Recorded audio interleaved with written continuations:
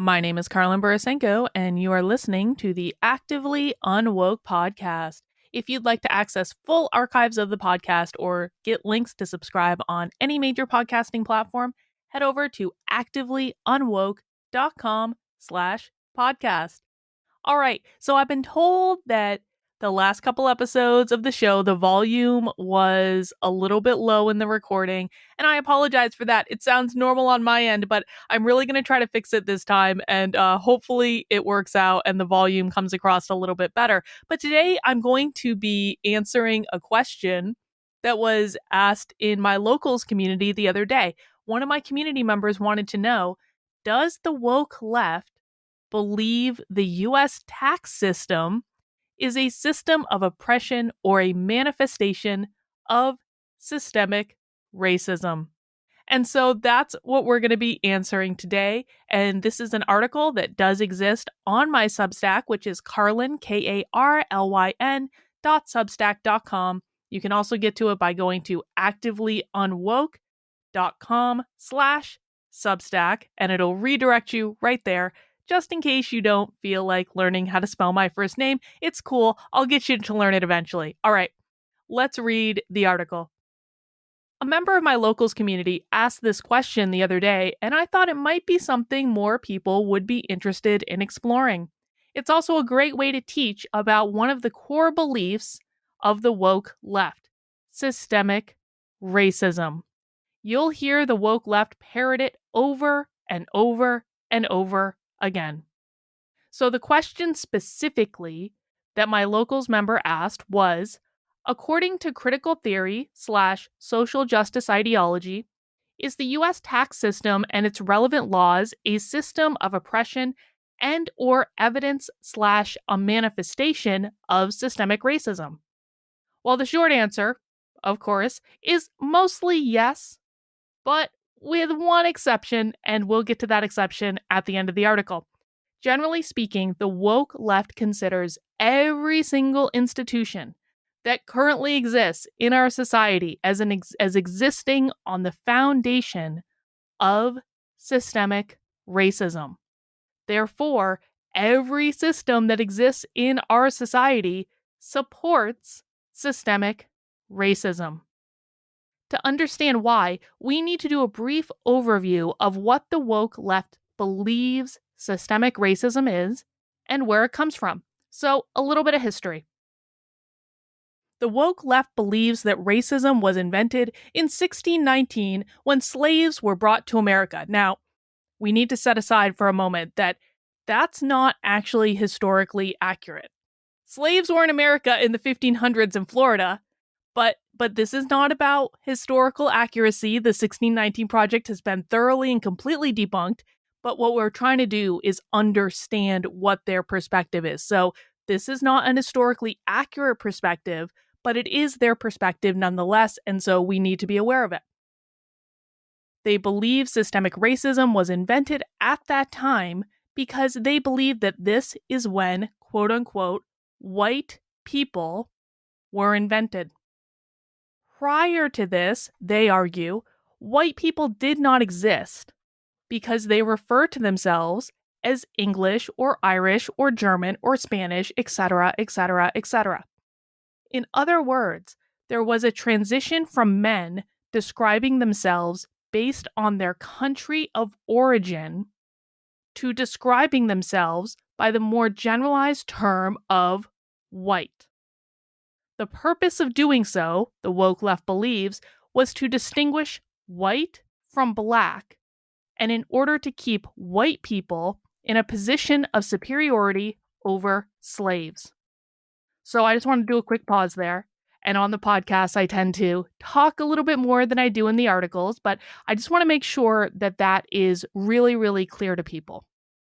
The woke left believe that even though the skin color of white, or what we might consider white passing, what have you. I mean, there are many different variations of pasty white. I think we all know that.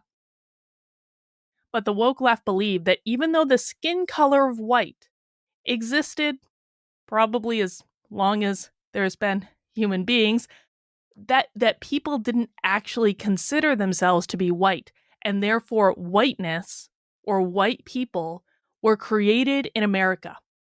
They will literally argue that America invented racism through slavery. Now, never mind that slavery existed in the world before America was ever even discovered. Never mind that. Never mind that there are tribes throughout the world that are very much not white that had slaves. That doesn't matter at all. Because their only goal is to destabilize the system that our country works on, they have to frame us as a fundamentally, foundationally racist country. That's why they're asserting this. Not because it's historically accurate, not because they're making up for past injustices, although they will argue that that's part of the reason. They're doing it that way to destabilize the system in America. All right, let's continue. Then, after whiteness was established, those white people, or newly white people, we should say, proceeded to put policies and laws in place specifically to maintain their position of economic and social superiority. This is what they mean when they say systemic racism, that newly named white people built systems to support racism. I know that sounds a little overly simplistic, but that's literally what it means. Systems that support racism. But that was so long ago. What about today? Well, we need to think about what the definition of critical race theory is for a moment. And I'm going to give you my definition. Not everyone agrees with my definition, but I think it's pretty rock solid. There are other definitions out there. My definition, as always, is grounded in how these things practically manifest in the real world. So I'm not interested in theory. I'm not interested in philosophy. I only look at how these things show up in the real world, in your workplace trainings, in your classrooms, etc., etc. Here's my definition.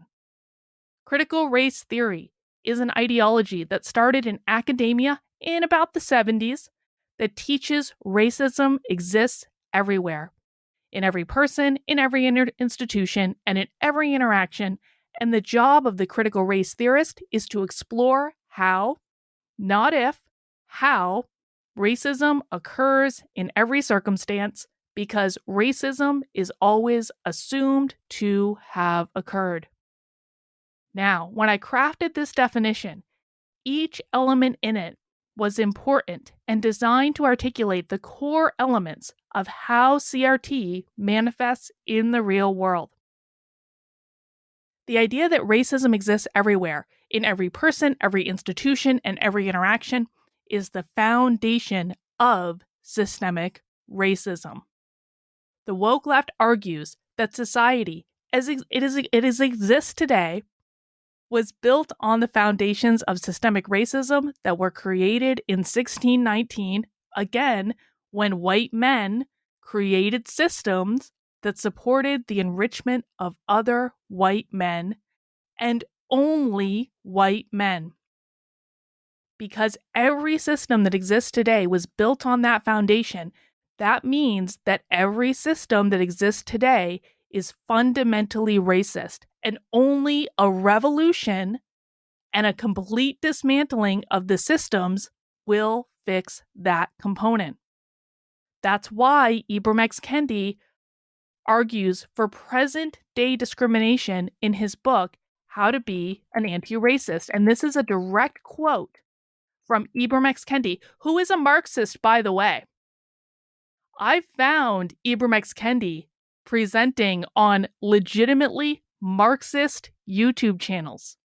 He's on the Haymarket Books YouTube channel. This is just an aside. This isn't in the article. He is on the Haymarket Books YouTube channel, which I use on my channel as one of my primary sources for my Socialism Saturday streams. Ibram X. Kendi's all over that thing. What does that mean? Why are you presenting for a socialist book publisher talking about your books and being fawned over by real socialists?